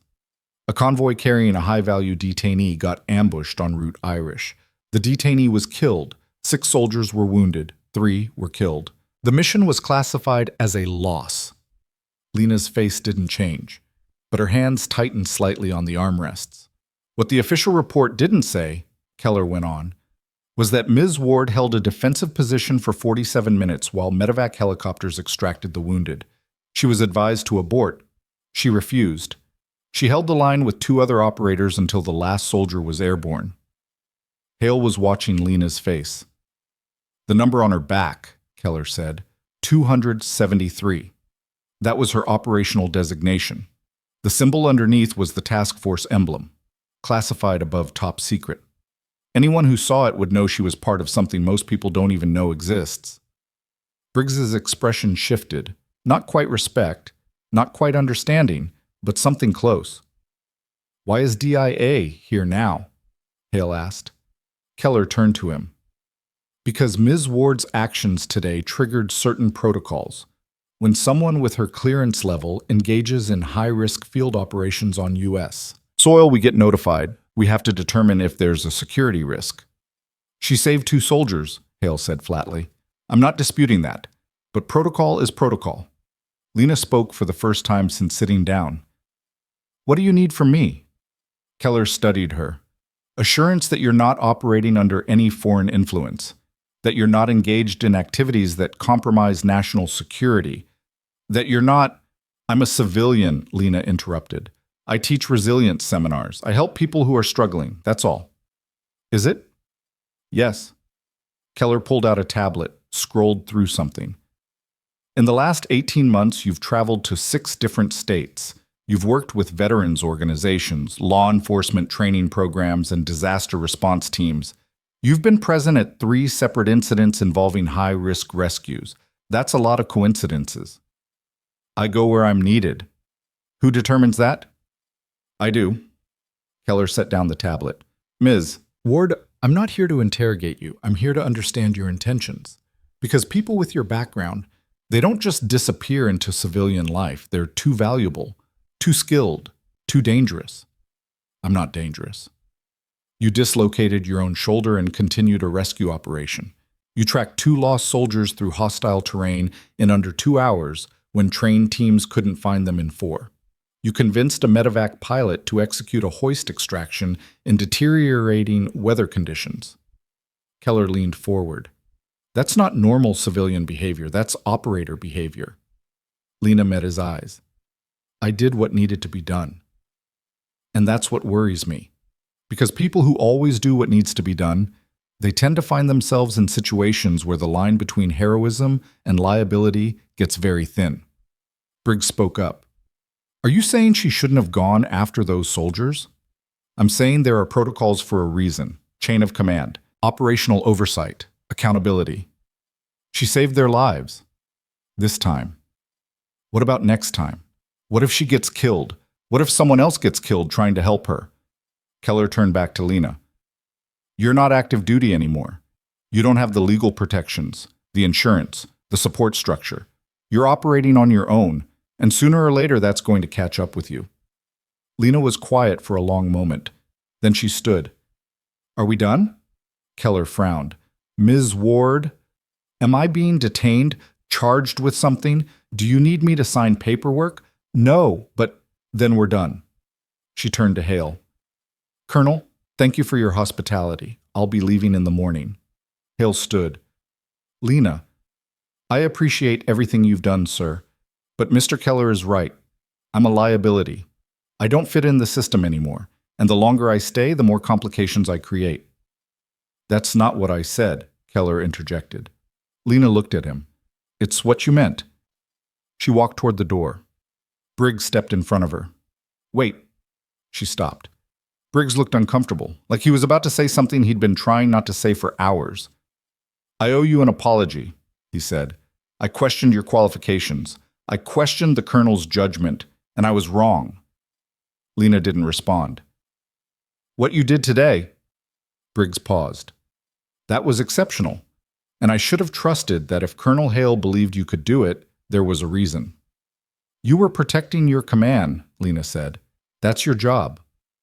My job is also to recognize when someone's actions save lives. So, thank you. He extended his hand. Lena shook it. Take care of those kids. They're going to need good leadership after this. We will. She moved past him, reached for the door handle. Hale's voice stopped her. Lena. She looked back. He was standing now, all traces of the careful commander gone. Just a man who'd seen something he recognized and didn't want to let it walk away. You don't have to keep running, he said quietly. I'm not running. Then what do you call it? Moving forward. Toward what? Lena was silent for a moment. Toward the next person who needs help. And when you can't help anymore? When you're too old, too hurt, too tired? Then I'll stop. Will you? The question hung in the air. Lena looked at him, really looked, saw the concern, the understanding, the shared experience of knowing what it meant to carry something heavy for a long time. I don't know, she said honestly. Hale nodded. Fair enough. He walked over to his desk, pulled out a business card, wrote something on the back, handed it to her. That's my personal number, not base, not official, just me. If you ever need anything, backup, a reference, someone to talk to, you call that number anytime, day or night. Lena took the card, read the handwritten number, slipped it into her pocket. Thank you, sir. It's Marcus. And you're welcome. She turned to leave. Keller spoke up one more time. Ms. Ward, for what it's worth, the work you did overseas, the missions you ran, they mattered. People are alive because of you. I just hope you know that. Lena paused at the door, didn't turn around. I know, she said quietly. That's why I can't stop. She walked out. The storm had passed. The air was clear again, washed clean, the kind of clarity that came after violence. The sun was setting now, painting the sky in shades of orange and purple that seemed too beautiful for a day that had almost ended in tragedy. Lena walked across the base toward the visitor parking lot. Soldiers were emerging from buildings, assessing damage, sweeping sand from doorways, resuming the rhythm of military life. A voice called out behind her. Ms. Ward! She turned. Specialist Marcus Webb jogged toward her. The kid from the gym, the one who'd been spiraling. He looked different now, still tired, still carrying weight, but standing straighter, moving with purpose. I heard what you did, he said when he reached her. The rescue. Everyone's talking about it. People exaggerate. I don't think so. He shifted his weight. I wanted to tell you, I talked to my commanding officer today. Told him I'm staying in, going to finish my contract, maybe re-enlist after. That's good. I also signed up for the suicide prevention training program. Figured if I'm going to carry this weight, maybe I can help other people carry theirs. Lena smiled, small, real. That's very good. It's because of what you said, about honoring the people we lost, about not wasting what they gave us. He paused. I'm going to name my first restaurant after my friend, the one who died, Danny's Place. Serve Italian food, make fresh pasta, make it feel like family. He'd like that. Yeah. Webb's eyes got bright. Yeah, he would. They stood there for a moment, the sun sinking, the base settling. Can I ask you something? Webb said. Go ahead. Do you ever stop feeling guilty for surviving? Lena considered the question. No, but you learn to carry it differently. You learn that guilt can be fuel if you let it, drive you to be better, to help more, to make their sacrifice mean something. How do you do that? One day at a time, one person at a time, one moment where you choose to keep going instead of giving up. Webb nodded slowly. Thank you for everything. You did the work. I just reminded you it was possible. He saluted. Not regulation, not formal, just a gesture of respect from one person to another. Lena returned it. Webb turned and jogged back toward the barracks. Lena watched him go, then continued to her truck. She was loading her duffel into the bed when she heard footsteps behind her. Captain Sarah Chen approached, hands in her pockets, expression thoughtful. Leaving without saying goodbye? I don't do goodbyes well. I noticed. Chen stopped a few feet away. I wanted to thank you for the seminar, for Webb, for showing these soldiers that resilience isn't about being invincible. It's about being human. That's your job, not mine. Maybe, but they don't listen to me the way they listen to you. Give it time. They will. Chen was quiet for a moment. Can I ask you something professional? Sure. How do you do it? How do you help people carry trauma without drowning in your own? Lena leaned against the truck, thought about it. I don't think you can separate them, she said finally. Your trauma and theirs, it all mixes together. The trick is not trying to fix it, just acknowledging it, letting it be there, and choosing to move anyway. That sounds exhausting. It is. Is it worth it? Lena looked at her. Every time someone like Webb decides to stay alive, yeah, it's worth it. Chen smiled. You should stay. We could use someone like you on staff. Colonel Hale made the same offer. And I have to keep moving. That's how I'm wired. Fair enough. Chen pulled out a business card, handed it to Lena. If you ever want to collaborate on training programs, or if you just need someone to talk to, I'm here. Lena took the card. I appreciate that. Take care of yourself, Miss Ward. You too, Captain. Chen walked away. Lena climbed into the truck, started the engine, sat there for a moment with her hands on the wheel. Through the windshield, she could see the base spread out before her, soldiers moving, vehicles rolling, flags still flying despite the storm that had tried to tear them down. She thought about the kids in the canyon, about Webb, about all the people who'd looked at her today and seen something they needed to see. She thought about Hale's offer, about staying, about having a place to belong instead of always moving toward the next crisis. And she thought about the promise she'd made 19 years ago, to the people who didn't make it home, to use the time they'd given her, to not waste a single day.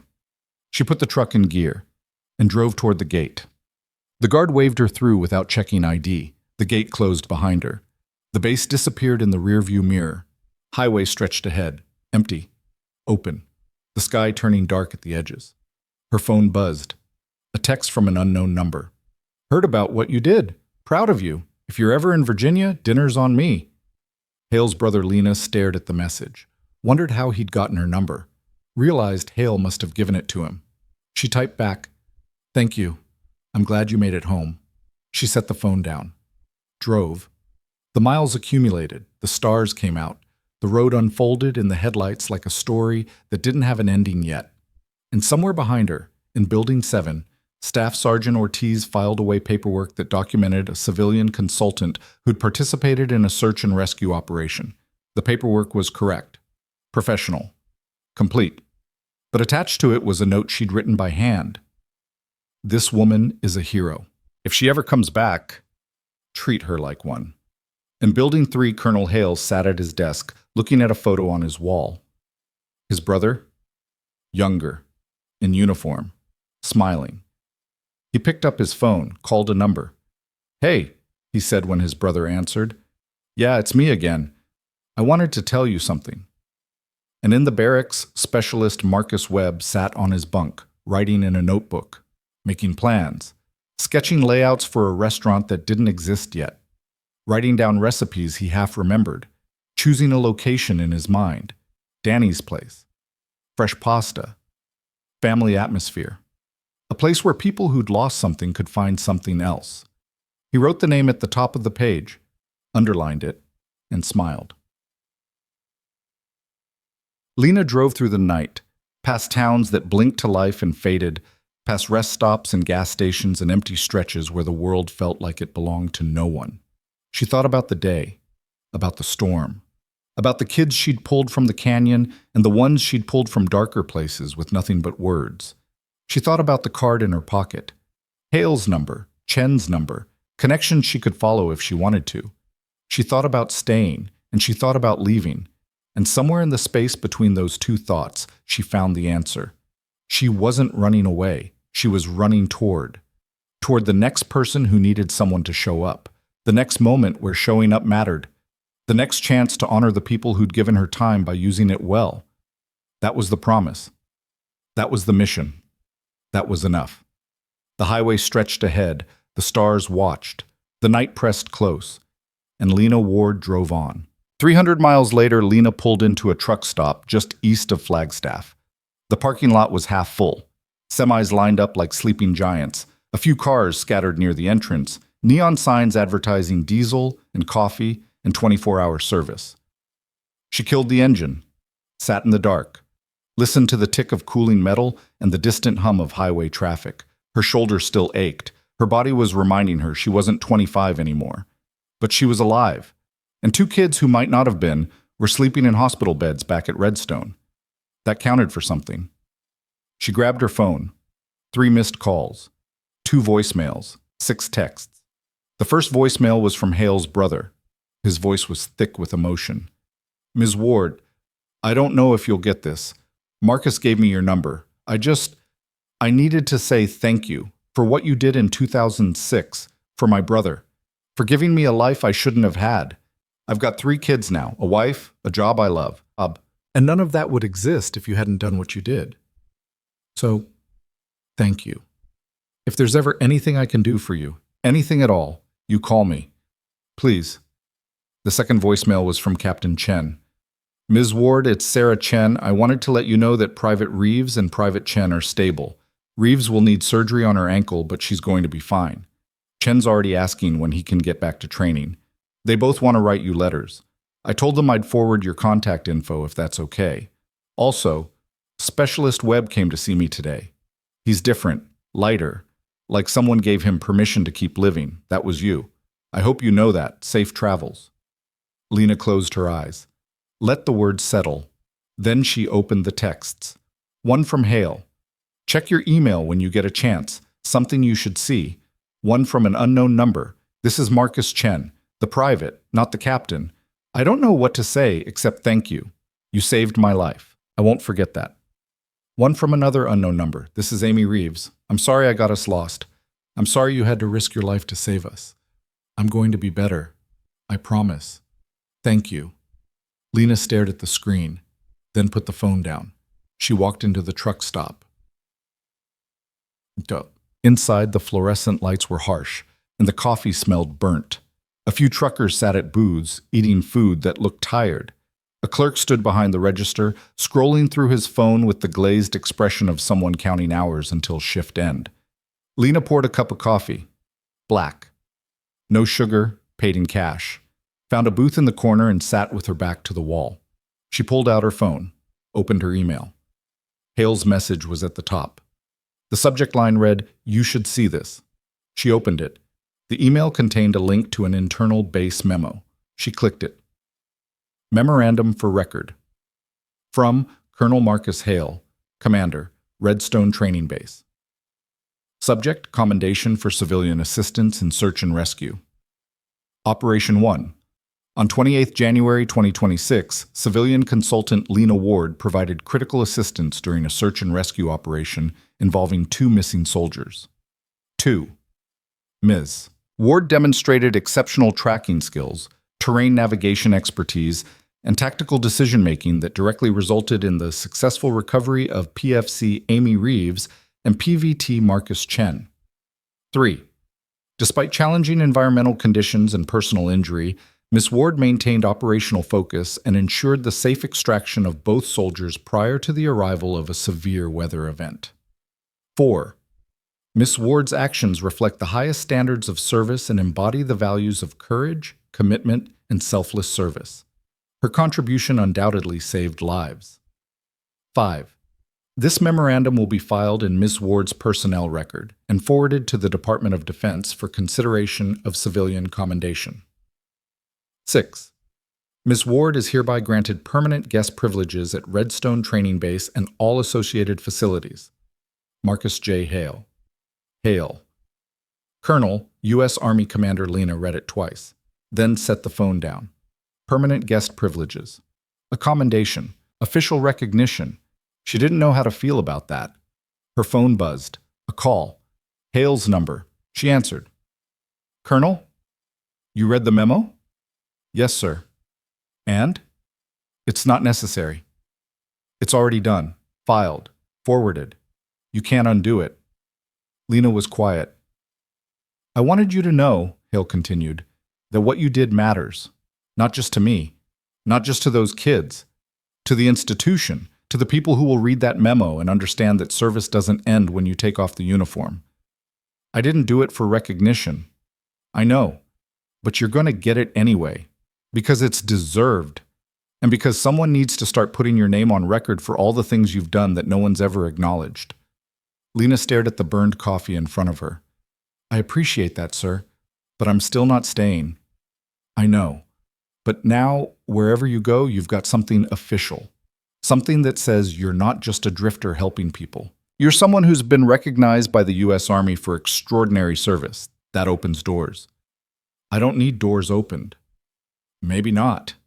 But other people might. The people you're trying to help. Having credibility makes it easier to reach them. He had a point. Think about it, Hale said. And Lena? Yes, sir? My brother wants to meet you. He's flying out here next week. I told him I'd ask.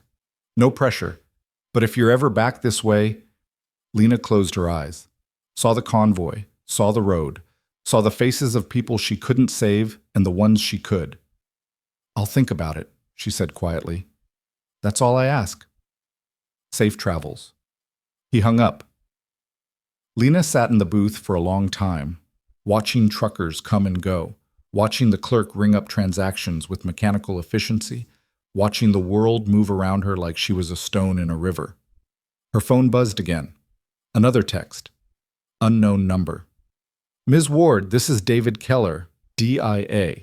I wanted to apologize for earlier. I came on too strong. You're not a liability. You're an asset. And if you ever want to come back to work, official or unofficial, you have my number. Lena stared at the message. Come back to work. The life she'd left behind. The missions, the operations, the structure. She deleted the text. Dawn found her back on the road. The desert gave way to pine forests as she climbed into higher elevations. The air got cooler, the light got softer. The highway wound through mountains that looked like they'd been there long before people and would be there long after. She drove without destination, just movement, just direction. Her phone rang.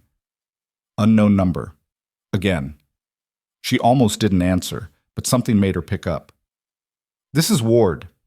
Ms. Ward, my name is Teresa Gonzalez. I'm a social worker in Albuquerque.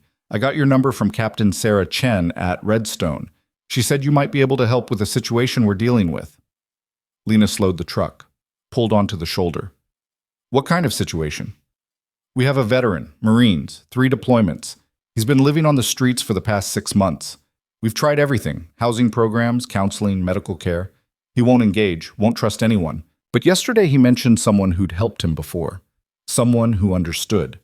He described a woman with a military background who teaches resilience. That could be anyone. He mentioned a base, Redstone, a seminar about carrying weight. Lena's chest tightened. When he said that, Gonzalez continued, one of our staff reached out to the base. They connected us with Captain Chen. She gave us your number, said you might be the person he's talking about. What's his name? Rodriguez, Sergeant Miguel Rodriguez. Do you know him? Lena closed her eyes. Saw a face from 2 years ago, a seminar in Texas. A Marine who'd sat in the back row and hadn't said a word until the end when he'd approached her and asked one question. How do you keep going when everyone you cared about is gone? I know him, she said. Would you be willing to talk to him? We think if he hears from you, where is he? Gonzalez gave her an address, a shelter in Albuquerque, 3 hours south. I'll be there this afternoon, Lena said.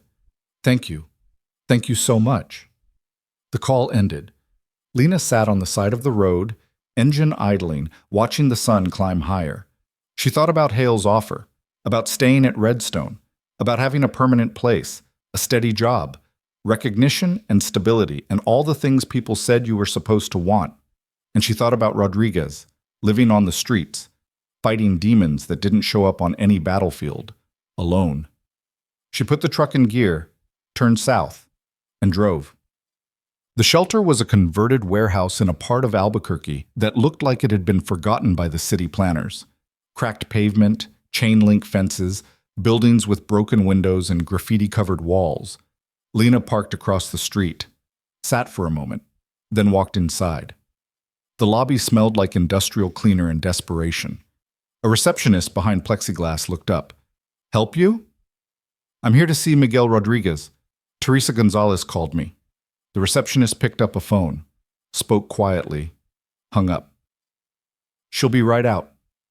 2 minutes later, a woman in her 40s appeared, dark hair pulled back, tired eyes that still managed kindness, a name badge reading Teresa Gonzalez, MSW. "Miss Ward?" "Yes?" Gonzalez extended her hand. "Thank you for coming. I wasn't sure you would." "You said he needed help." "He does, but he's difficult. He doesn't trust easily, doesn't open up. We've had 3 different counselors try to work with him. None of them got anywhere." "Where is he now?"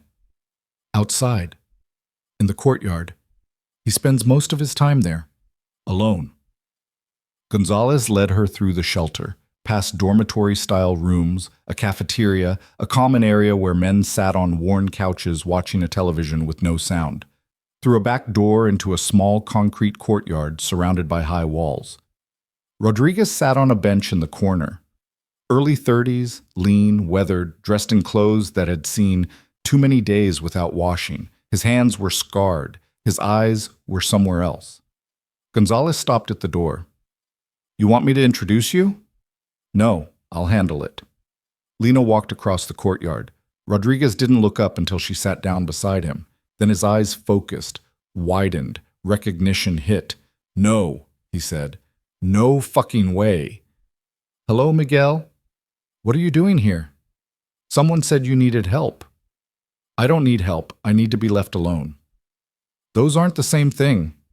Rodriguez stood, paced. "You shouldn't be here. This isn't... I'm not worth your time." "That's not your decision to make." "Yes, it is. It's my life, my mess. I get to decide who sees it." Lena stayed seated. "You asked me a question 2 years ago. Do you remember?" He stopped pacing. "No."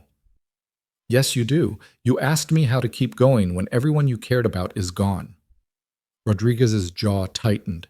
"You didn't answer it." "I said you find new people to care about.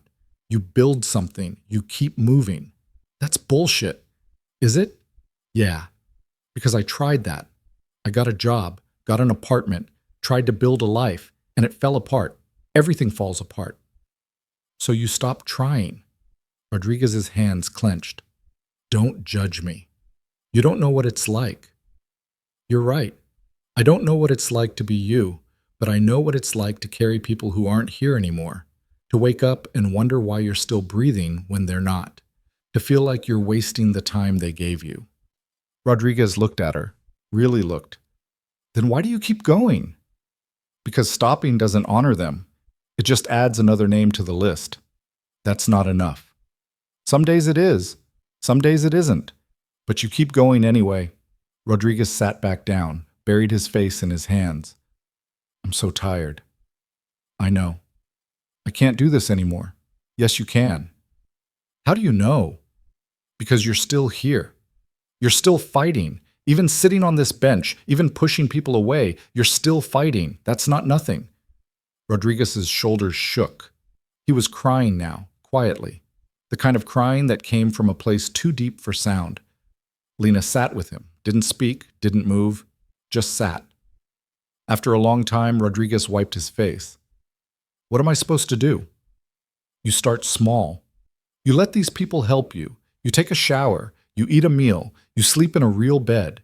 You do one thing today that's different from yesterday. And then what? Then you do it again tomorrow." "That's it?" "That's everything." Rodriguez looked at her. "Will you stay? Just for today?" Lena nodded. "Yeah, I'll stay." She stayed for 3 days. Not in the shelter, in a motel nearby. But every day she came back, sat with Rodriguez in the courtyard, talked, listened. Sometimes didn't talk at all, just sat while he worked through things that didn't have words. On the second day he showered, cut his hair, put on clean clothes the shelter provided. On the third day, he met with a counselor. Lena sat in the waiting room while they talked. When he came out, he looked exhausted, but also lighter. "How did it go?" she asked. "Hard, but okay. I think I'm going to try again tomorrow." "Good." They walked to the courtyard, sat on the bench that had become their spot. "Why are you doing this?" Rodriguez asked. "You don't owe me anything." "Maybe I do. Maybe everyone owes everyone who's been through this. Maybe that's how we survive." Rodriguez was quiet for a moment. "The guys I lost, they'd laugh if they could see me now. Getting help from a woman I met once 2 years ago." What would they want you to do? He thought about it. "Keep going. Build something. Don't waste it." Then that's what you do. Rodriguez nodded. "I'm going to try. I don't know if I can, but I'm going to try." That's all anyone can ask. No. On the fourth day, Lena prepared to leave. She met Rodriguez in the courtyard one last time. He looked different now, still carrying weight, still fighting, but standing straighter, looking forward instead of down. "You're going," he said. "Yeah." "Where?" "I don't know yet. Wherever I'm needed next." Rodriguez extended his hand. "Thank you for everything." Lena shook it. "You did the work. I just showed up." "Showing up matters." "Yeah, it does." She turned to leave. "Ms. Ward?" She looked back. "If I make it through this, if I get my life back together, can I help someone else the way you helped me?" Lena smiled. "That's the whole point." God. She drove north, past mesas and desert and mountains that scraped the sky, past towns with names she couldn't pronounce and roads that led to places she'd never been. Her phone buzzed, a text from Gonzalez. Miguel just agreed to enter a 90-day residential program. "This is huge, thank you." Another text. From Rodriguez, "I'm going to make it because you showed me it's possible. I won't forget that." Lena set the phone down. She thought about the week, about Redstone, about the kids in the canyon and Webb and Rodriguez and all the people who'd looked at her and seen something they needed. She thought about Hale's offer, about staying, about having a place, and she thought about the road, about movement, about going where she was needed instead of staying where she was comfortable. Her phone rang. "Hale," she answered. "Colonel? Where are you?" "New Mexico, heading north." "You coming back?" Lena looked at the road ahead, empty, open, endless. "Not yet," she said. Hale was quiet for a moment. "But someday?" "Maybe, when I'm done." "Done with what?" "Keeping the promise." Hale's voice softened. "The people you lost, they'd be proud of you. You know that, right?" Lena's throat tightened. "I hope so." "I know so." "Take care of yourself, Lena." "You too, Marcus." She hung up. What? 2 weeks later, Lena stood in a high school gymnasium in Montana, watching 30 teenagers sit in folding chairs with the specific restlessness of people who'd been told to be somewhere they didn't want to be. A teacher stood at the front. "Okay, everyone, we have a guest speaker today. Ms. Ward is going to talk to you about resilience and overcoming challenges. Please give her your attention." The teacher stepped aside. Lena walked to the front, looked at the faces. Young, uncertain, some angry, some sad, all of them carrying something. "I'm not here to give you a speech," she said. "I'm here to tell you a story about people who gave me time and what I'm doing with it." She told them about the road, about the convoy, about the choice to stay when leaving made sense. She told them about Rodriguez, about Webb, about the kids in the canyon. She told them about carrying weight, about choosing to move forward, about honoring the people who didn't make it by living well. And she told them about showing up, about being present, about understanding that sometimes the smallest act, a conversation, a moment of listening, a choice to stay, could change everything. When she finished, the room was quiet. Then a girl in the back row raised her hand. What if you don't know how to keep going? Lena looked at her. Then you ask for help. You find someone who does, and you take one step, then another, until you remember how. What if no one's there to help? Someone's always there. You just have to look. Another hand. A boy in the front. What if you feel like you're wasting everyone's time? You're not. Your life matters. What you do with it matters. And the people who love you need you to keep going. The questions kept coming, and Lena kept answering, one student at a time, one question at a time, one moment of connection that might matter tomorrow or next week or 10 years from now. When the session ended, students filed out slowly. Some thanked her, some didn't, but they all left differently than they'd arrived, a little lighter, a little more certain that they weren't alone. The teacher approached. That was incredible. Would you be willing to come back next month? Lena thought about it. I don't know where I'll be next month. Then, whenever you're in the area, we need more of this. These kids need to hear from people who've been through things and made it out. Lena nodded. I'll reach out. She walked out of the gymnasium into afternoon sunlight that painted everything gold. Her truck waited in the parking lot, duffel in the back, road atlas on the passenger seat, tank full of gas. She climbed in, sat for a moment, pulled out her phone, looked at the contacts. Hale, Chen, Gonzalez, Rodriguez, Webb, Hale's brother, a dozen others accumulated over months and years of showing up. People she'd helped, people who'd helped her. A network of lives connected by the simple act of being present when it mattered. She set the phone down, started the engine, and drove. 6 months later, Lena returned to Redstone. Not permanently, just for a visit. Hale met her at the gate. They walked through the base together, past buildings she recognized, past faces that had changed and ones that hadn't. Webb got promoted, Hale said. He's running peer support groups now, helping other soldiers who are struggling. That's good. Reeves and Chen finished their training. Both graduated top of their class. They credit you. They did the work. They had a reason to. You gave them that. They stopped at the parade ground, watched a formation of new recruits marching in the afternoon heat. I read your commendation memo, Lena said. It's hanging in the operations center now with your name on a plaque. I didn't do it for recognition. I know, but it's there. Permanent record of what you did, what you continue to do. Lena smiled faintly. Permanent records can be overrated. Hale laughed. Maybe, but they matter. They tell people that what you did was real, that it counted. They walked in silence for a while. Finally, Hale spoke. My brother's here. He flew in this morning. He wants to meet you. Lena's steps slowed. Marcus? Just coffee. Just a conversation. He needs to say thank you, face to face. Lena looked at the parade ground, at the soldiers, at the base that had become something between a memory and a monument. Okay, she said quietly. Sut. They met at a coffee shop off base.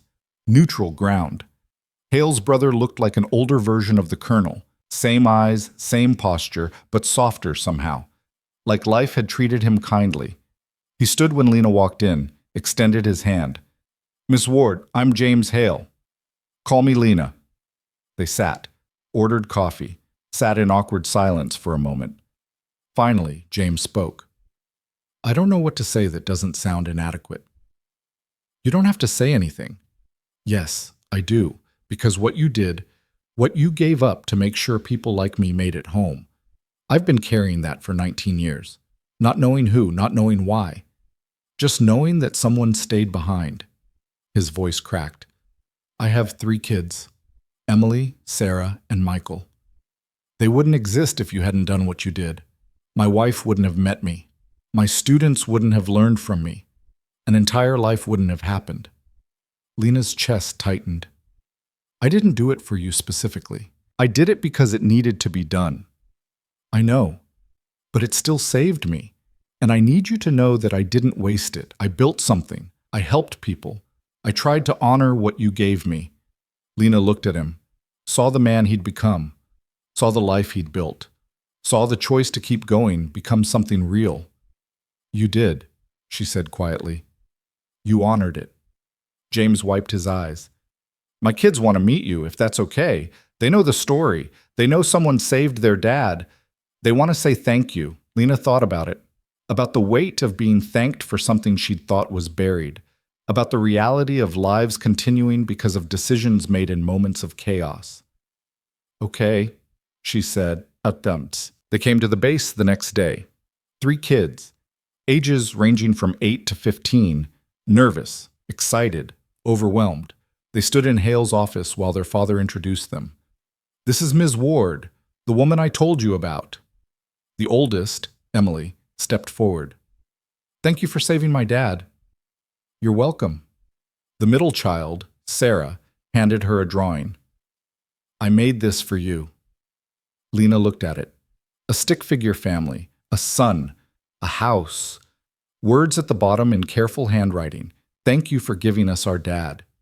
Lena's vision blurred. She blinked hard. Thank you, she said. I'll keep this. The youngest, Michael, just stared at her with wide eyes, then ran forward and hugged her legs. Lena stood there, frozen, feeling the small arms wrapped around her knees, feeling the weight of a choice made 19 years ago becoming something tangible. James gently pulled his son back. Sorry, he's affectionate. It's fine. They talked for a while. The kids asked questions, simple ones. What was it like being a soldier? Was she scared? Did she have kids? Lena answered honestly. Yes, she'd been scared. No, she didn't have kids. But she'd helped a lot of people. And that counted for something.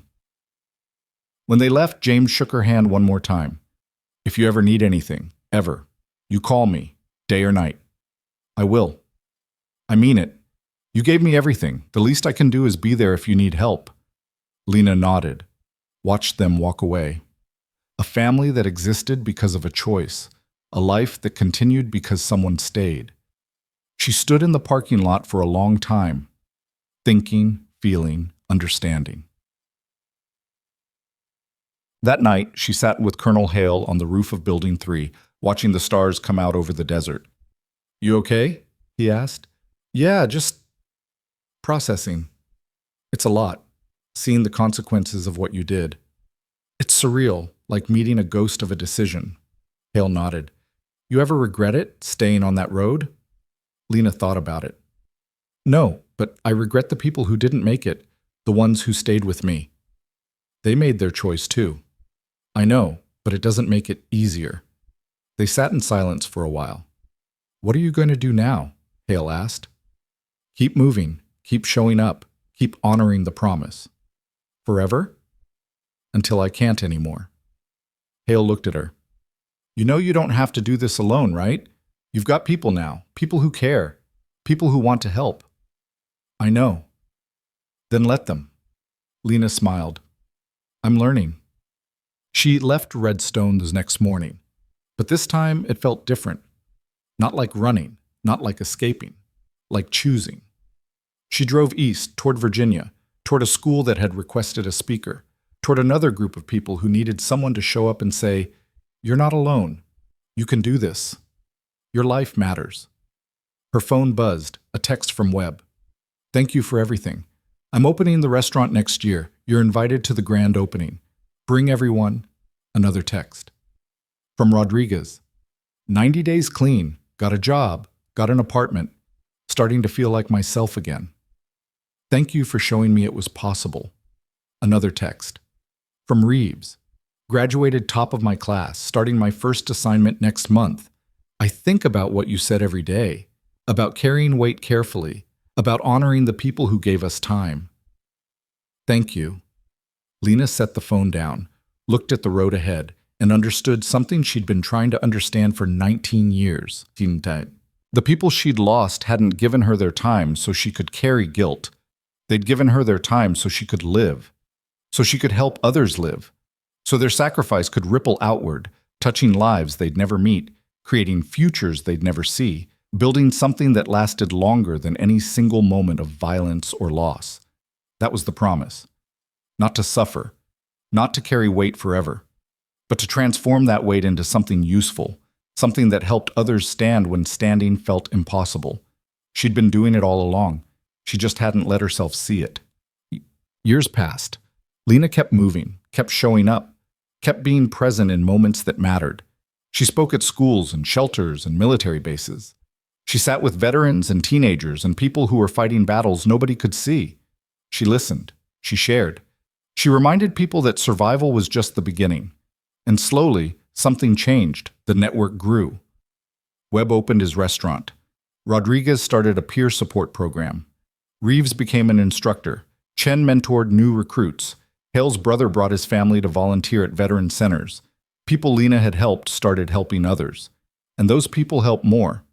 And the ripple spread outward like a wave that didn't stop. Lena watched it happen. Not from the center. From the edges. From the quiet spaces where nobody was looking. She was 53 when she finally stopped moving. Not because she was tired. Not because she'd given up. But because she'd found a place where staying mattered more than leaving. A veteran center in Colorado. They needed someone to run their resilience program. Someone who understood trauma. Someone who'd been there. She took the job. And for the first time in decades, she unpacked her duffel and didn't put it by the door. Go. 5 years later, Lena stood in front of a room full of people. Some were veterans. Some were family members. Some were civilians who'd heard about the program and wanted to learn. They sat in chairs arranged in a circle. No desks, no barriers. Just people facing each other. "My name is Lena," she said. "And I'm here because 19 years ago, some people gave me their time. They didn't make it home, but they gave me a chance to keep going. And I've spent every day since trying to honor that." She paused. "This isn't a lecture. This isn't a seminar. This is a conversation about carrying weight, about surviving trauma, about learning to live instead of just existing." A hand went up. A young woman, mid-20s, nervous. "What if you don't think you deserve to survive?" Lena looked at her. "Then you trust the people who stayed behind. They chose to give you time. The worst way to honor that is to waste it. The best way is to live, fully, honestly, with purpose." "How do you find purpose?"